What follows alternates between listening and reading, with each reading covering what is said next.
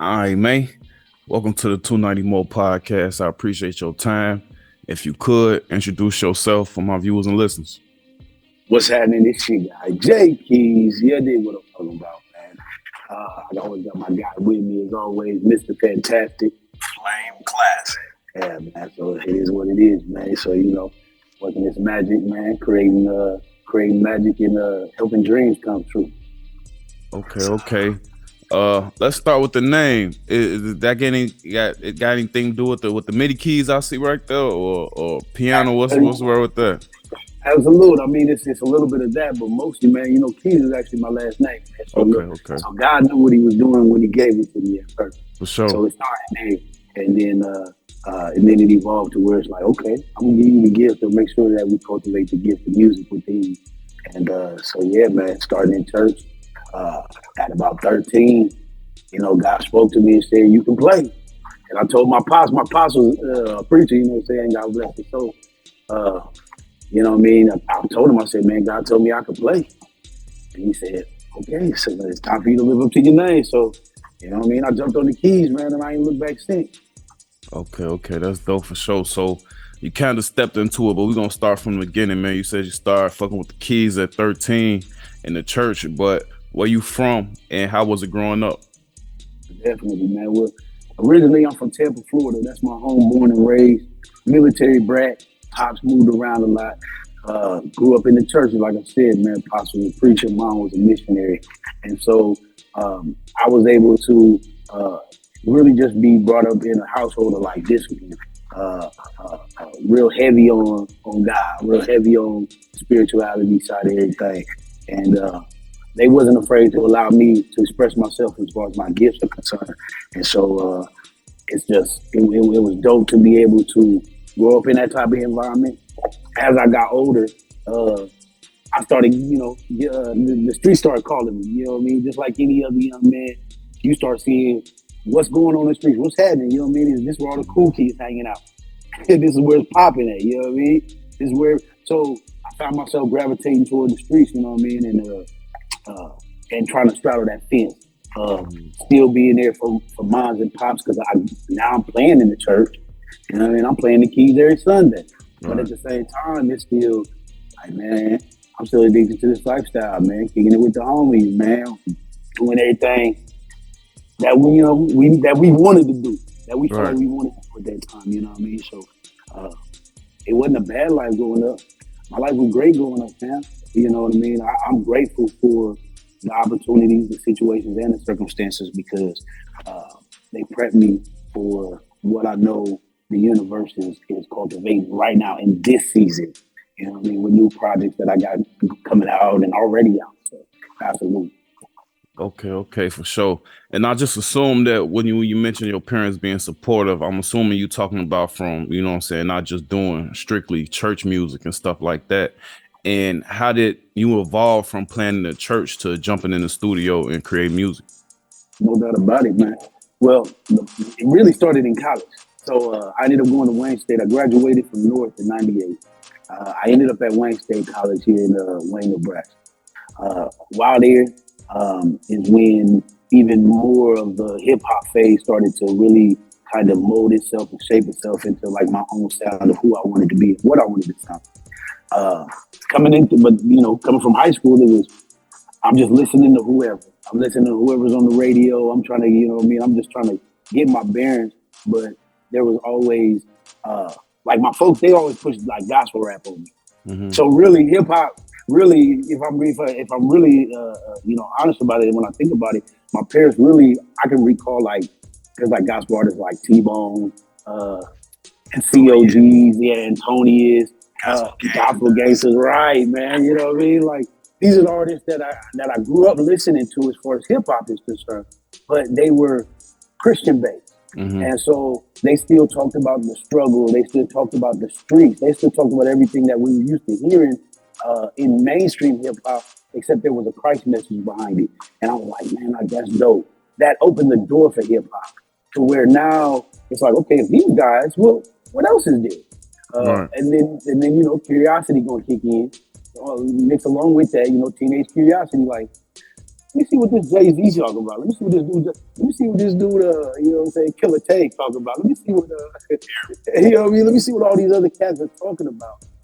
And there was a fire that was lit when listening to some of that, the early classics of hip hop that really shaped the desire to want to create music, not just play it, but to create it, to change the way that people felt, the way that their emotions, to be able to speak to someone's soul. Like that's when it just changed for them. Okay, that's definitely dope, man. So, a lot of people love music. To a lot of people, music is a part of the culture. It is culture. So, what made you take the step from being music and then loving music to actually producing music and creating music? Like, to what do you remember the exact instance where you were like, I'm finna go to the studio, I'm finna create a project, and what was that like? Man, I really it started with my partner right here, man. It started with my partner Phlame. I Yo, say yo, like, and so me and him played in the church. So when I started learning how to play the keys, he came along to the church, and I said this was like 13, 14 years old. He came along and was playing the drum. So he's providing the rhythm, I'm providing the melody, and me and him decide to start a gospel rap group. Like at 14, we're like, bro, we can do this. Like, let's just start rapping. Like, cool. It's called what? Children of God? Children of God, COG. You had the whole, we had the whole thing. Like, we were, you know what I mean? We tried to bring the streets to the church. Like, that's what we wanted to do. You know, Phlame he was more from the streets. I remember, Phlame grew up project living. You know what I mean? So I was able to be exposed to that side of life, of black life. Mm-hmm. I was able to be exposed to that side, and through him, and it brought a different perspective to the music. And so when me and him decided, like, all right, bro, this is what we doing. We gonna start rapping. And I remember going around to different churches, bro. We would travel around to different churches, rapping. Like I said, 14, 15. All right, man. So y'all got y'all traveling group, man. Y'all doing y'all thing, man. So when did you guys decide? Was it a collective agreement when you guys, somewhat changed the subject matter? And who would you say it's pretty much still the same subject matter? Because like you said, you're still talking about the struggle and what's going on in the streets, but it's just the message behind it was also Christ. So can you remember the exact time that the subject matter changed, and and now that you guys, is up and running, who would you say that you make music for?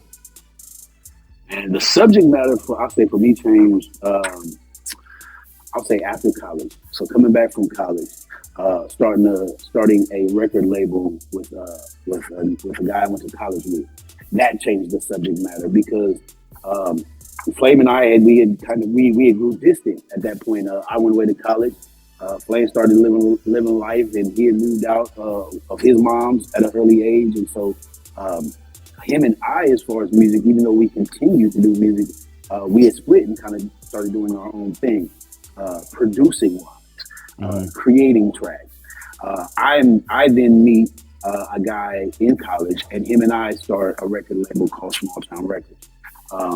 In that is where the subject matter started to change. It no longer was just strictly about God, but as opposed to a direct correlation with the glorification of the lifestyle. Let me just say, even though we talked about the struggle, we just talked about, the reality of what it is to grow up or to live in the lifestyle that we all know. There was something different about it. And we created a movement. And in that movement, like I said, subject content was around money, clothes, females, drugs all the time. Everything like that. Everything that the average teenager into their 20s is almost pursuing and seeking. Mm-hmm. And so in that is where that happened. But it wasn't until after I got out of prison in 2016, after doing 5.5 years, that I was blessed to be able to link back up with my guy. And him and I conversated, and we talked, and we caught up. And from there, we decided that we were like-minded at this point. Not that we weren't before, but it was coming full circle. he had gone through what he had gone through with other individuals trying to start a record label on his side. And so now the universe had brought us back together. And we saw it as an opportunity to rekindle kind of what we had before, but on a higher level, on a deeper level, and to be able to take our skills that we had gained over the years and combine them to create something even greater than ourselves individually, and that's where Triune Beats was born. And so in that, we decided that it's our goal. Our goal is to help artists become better versions of themselves. But in that, we still are artists ourselves. We're producers ourselves, engineers, mix masters, if you will, my guy. So, excuse me, taking all of that into consideration, it's like, okay, I got to start talking about things that are near and dear to me, but at the same time, I don't want to continue to glorify the BS of hip hop culture. I don't, you know what I mean? Like No, that's definitely honorable. I didn't come into hip hop to get killed.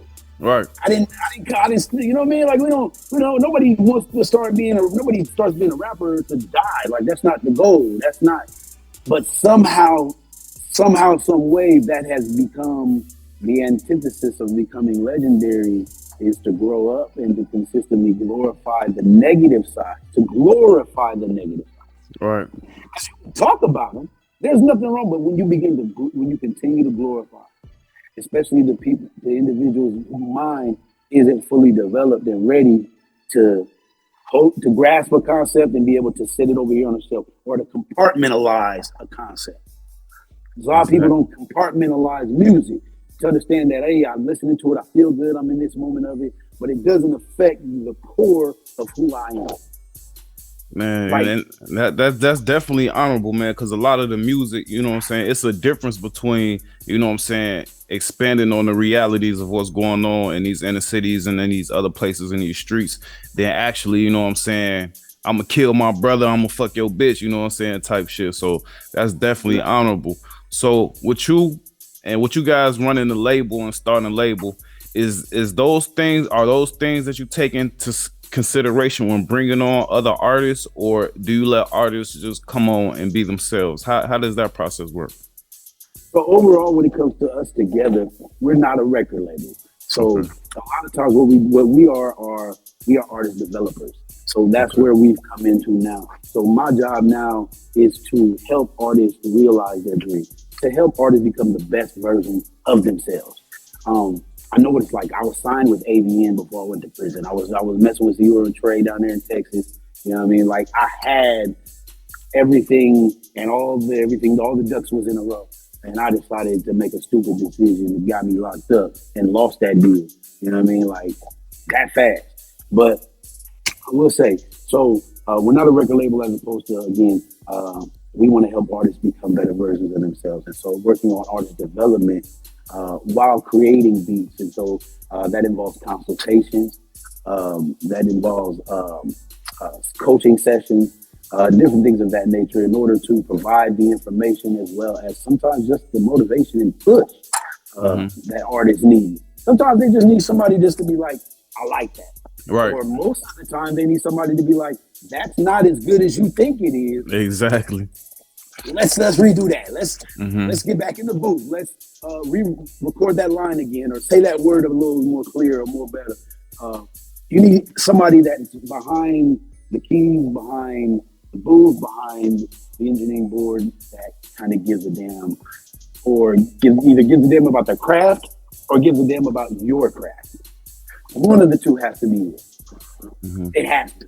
Because if as an artist, if you're getting something back from somebody and it doesn't feel like it doesn't work, it doesn't sound right, whatever the case may be, and to me, then the person that is creating it doesn't care about what they're making for you or what they're trying to put together for you. So we're trying to change that aspect. We want to change that. We want to change the way that people are viewing themselves and that others are viewing them, because there's a lot of raw talent where we're at, especially, and the region where we're at, here in Nebraska. There is an untapped gold mine of talent here, and I believe we're on the cusp of breaking through to the next level. Even when it comes to individuals such as myself, creating songs like my latest release, Kundalini. I just dropped a video for that out on YouTube right now. Like I said, Kundalini, JTJYKEYS, you can't miss it. And even in there, I just talk about what it is to go through a spiritual experience. And it's just real, man. It's just real to go through that spiritual experience. And then I don't cut corners, you know, I don't BS. I'm straight laced, no checks. You feel me? Okay. So just getting back to you and your music, I checked it out. It's definitely dope. Like the lyrics is dope, the music is dope, and it's starting to make sense, you know what I'm saying, with you being able to create with somebody you grew up with. And that's definitely a dope combination with you on the keys and him on the drums. You know what I'm saying? Y'all basically got everything y'all need. So if you could talk to me about y'all creative process when y'all come together to make music. Is it like a jam session? Do you start with the lyrics? Do you start with the drums? How do y'all create? Man, I'll let my guy Phlame take on that one, man, for sure.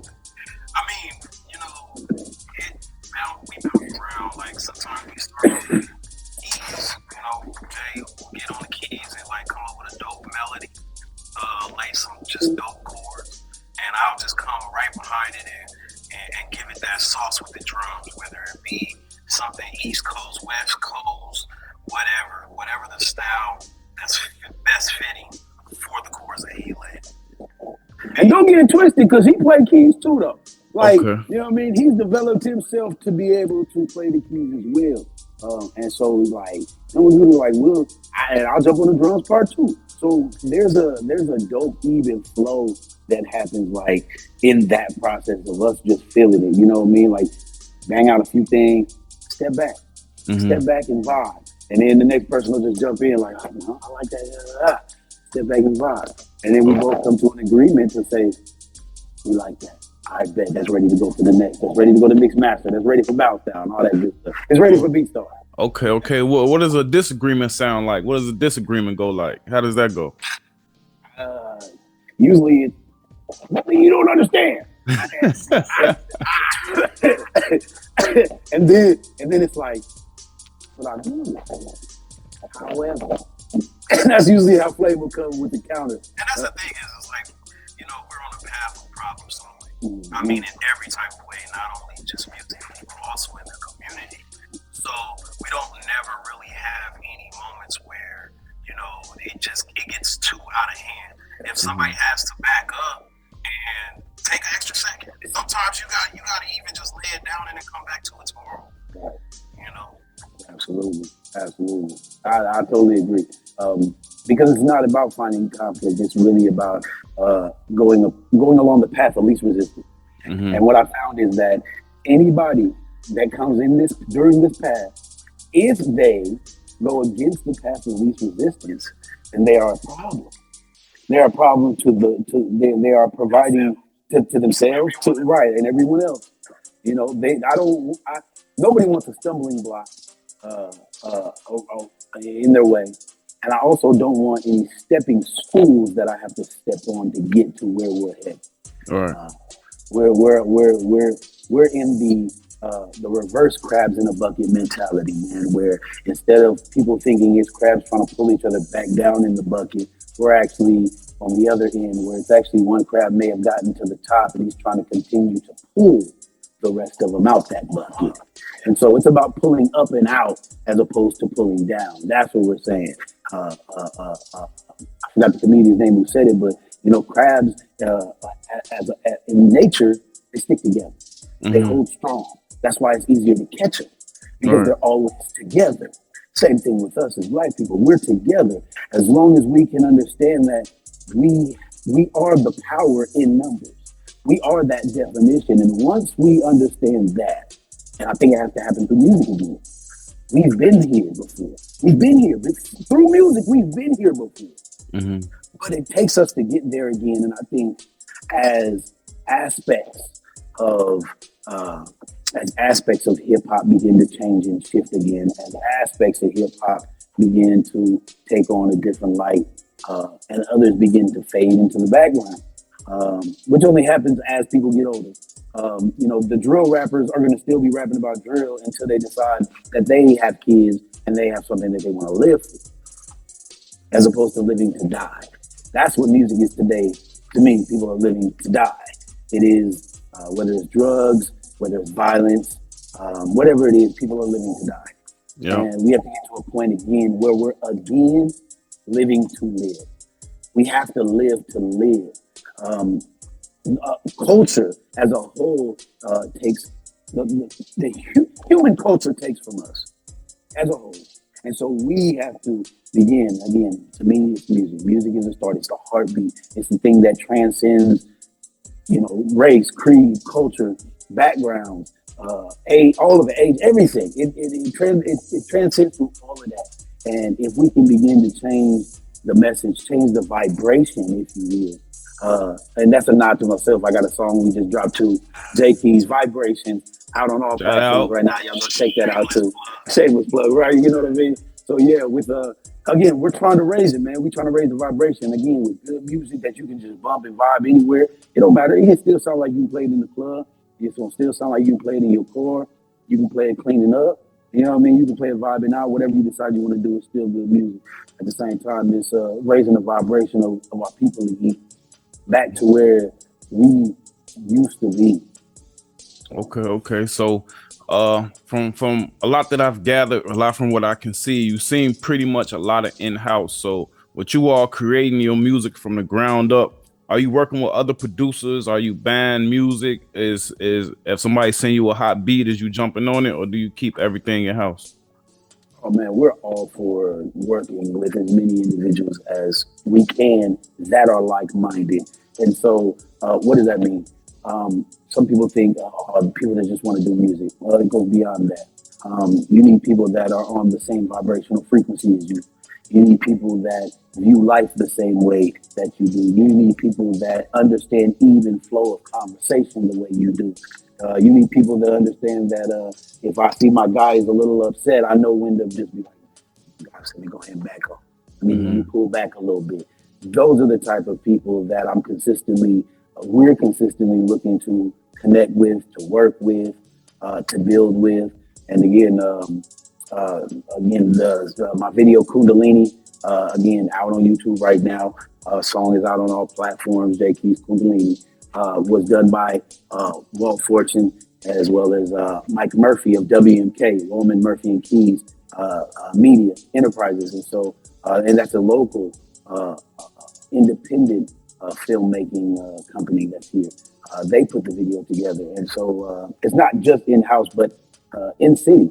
Again, expound on that a little bit. For sure. That's part of how our business runs. That's the reason why our main focus is artist development. Because there are artists that are on labels right now that have, we're not signed together, but they take their artists and they run their artists through our process. It's all about the network and it's all about growing the music community as a whole. Absolutely. Totally agree. And so with that, again, we're working with other artists to create other projects as far as I'm working with another young guy named Kusher Snazzy, real young cat, African cat. We got a track coming out that we're working on. That's just a joint venture. Another guy within the scene, Zarati, young kid, man, real hot, real fresh, working with him as well. And these are people that, again, like-minded. They have their own thing going on. They have all their setup. These are people that are videographers that enjoy doing music, or other producers that enjoy doing music. And so once we're able to connect with other individuals that are like-minded, man, the sky's the limit. It's absolutely sky's the limit. I encourage people to reach out to us. Triune Beats, whether we're on Instagram at Triune Beats, we're on TikTok at Triune Beats, we're on YouTube at Triune Beats, where everything is Triune Beats, or The Real J Keys, Phlame Classic, PHLAME, Phlame Classic, you know what I mean? So we encourage people to reach out to us. And so, yeah, man. So I figured we just, like I said, we're just open to work with whomever, man, as long as they're like-minded. Okay. So, yeah, I got your hands in so many pots and pans, man. If you had to pick one aspect of out of everything you do, what would be your favorite? Artist development. Artist development. It's beautiful to see other people reach their maximum potential. It's something invigorating about seeing somebody realize their dream. Somebody who maybe thought they couldn't sing, but you give them the elements to create a song, and they do it. And the people that are around them give them accolades and confirm maybe what was in their heart, and then come back to us and say, "Oh my God, this was exactly what I wanted to hear. This is how I wanted to sound. My mother loved this, or my dad even loved this. You know, my guys love this. Man, I'm getting ready to push this. You know, it creates a bond as well as an avenue of consultation and advice, where these individuals we usually consult them for life, and that is if they have any questions or they need help with anything, marketing or how they push it. We have different programs that we have available to assist with that. And so again, artist development, man, that had to be my favorite thing, man. I don't know. What about you? Yeah, I mean, I would say, you know, because what we've experienced is a lot of individuals that have worked with other producers, other engineers, and they're disappointed. They're disappointed in the sound, the vision, and the way it turned out. And they come to us and recognize it. Okay, I'm not sure if I trust you guys just yet, but it doesn't take long for it to be built. Like, we literally sit down, have a consultation first, and then before you know it, we're recording the same day, within the same hour, you know. And by the time they hear it, mixed and mastered, the finished product, they are so satisfied. I mean, like, we have some artists, we can't say exactly the name yet because they're waiting for training day, but we have artists that have come to us that was working with locals and went from locals to signed. So to get inside, absolutely. Yeah, it's just watching an artist blossom from this disappointed novice state to this professional state. It's wholesome. Oh yeah, that's definitely dope, man. Because a lot of people can use that too. Because just where I'm from in Chicago, you will know so many people that can rap or they talented, you know what I'm saying, on the keys or something like that, and they just don't have like that extra step or some place to go or somebody to go to, you know what I'm saying, to help them bring that stuff into fruition, you know what I'm saying, and just bringing them into places like where I'm at, they be like, man, you could really do this, you know what I'm saying, like, you know what I'm saying, with no educational background specifically in the field. They might have thought they had to go to college to be an engineer or to be a videographer or something like that. So guys like you are definitely what y'all doing is definitely honorable. But you know what I'm saying, it's always a yin and yang to every situation. So give me one thing, if I could take away from the industry, take away from the rap game, one thing you dislike, what would it be and why? Death, man. The death, and I gotta say two parts really. It's the death and glorification, man. Once we can move past the death and glorification of it all, I think we'll be in a better place because we've been there. We've been in a place where we spoke life into each other, and we were able to still talk about the struggles. We were able to still talk about people that we may have disliked or didn't care for, or those things still happen. But the even flow, there has to be a balance. There has to be a balance, man. And right now in hip hop, it is not balanced. We got to bring the balance. For me, I would say division. The division, like, hip hop is a culture, but I don't feel the culture in hip hop. You go to the shows, you don't see the support that you should see. You know, it's so much division. We need to get together and actually make people feel the culture. You know, we're older guys, so we got a chance to see the golden age of hip hop and how, like, literally, and a lot of the guys were from New York and Cali, but we watched guys like really band together and have big, colossal groups of people that's all on the same wave. But right now, it's so much division. It's not even in style. It's just it's this division. I understand that the game is about competition, but this division goes beyond the sport, and that's the issue. I would like to see hip hop do better in this area. Okay. So, man, hey, man, I appreciate y'all time, man. I love to have y'all back just to highlight more of y'all consulting and what y'all actually do. You know what I'm saying? I think that'll be another good thing to strictly highlight on the platform and get that out there. So if you could you let everybody know where to find y'all on social media, where to find the music, where to hit you up if they may need some tips or some type of consulting information? Absolutely, man. So first of all, check me out. It's your boy Jaykeys. That's JAYKEYS. Always, I got my guy with me, Mr. Fantastic. Phlame Class. That's PHLAME Classic, CLASSIC. Just all on all platforms. You can check me out on Instagram at The Real Jaykeys, on TikTok, The Real Jaykeys. You can check me out. Everything is The Real Jaykeys. Right now, out on YouTube, Jaykeys, JAYKEYS is Kundalini, as well as Vibrations featuring Kiera Marche and my guy Walt Fortune. I love it. It really does bring the vibration of your soul up a notch. I specifically created it in the God frequency to invoke change within people. So check that out, man. Also, catch us at triunebeats.beatstars.com. For sure. You feel me? I can't forget that, man. That's always a must, man. You looking for beats for your YouTube. You looking for beats that you want to rap on, sing on, do poetry on, whatever you're looking for. Again, like my guy said it. Yeah, I'm gonna need that. Somebody just asked me that I know where to get some beats at today, man. I'm gonna definitely check you out today. Yes, sir. Yes, sir. Yes, sir. Absolutely. Man, keep doing what y'all doing. Like I said, I love to have y'all back and just highlight specifically what y'all got going on as far as the artist development. I think that'd be a good thing to push. But until then, man, keep doing what y'all doing, man. It was great talking to you guys, man. Appreciate you, bro. Appreciate you, bro. Thanks for having us. All right, no problem, man. Take it easy.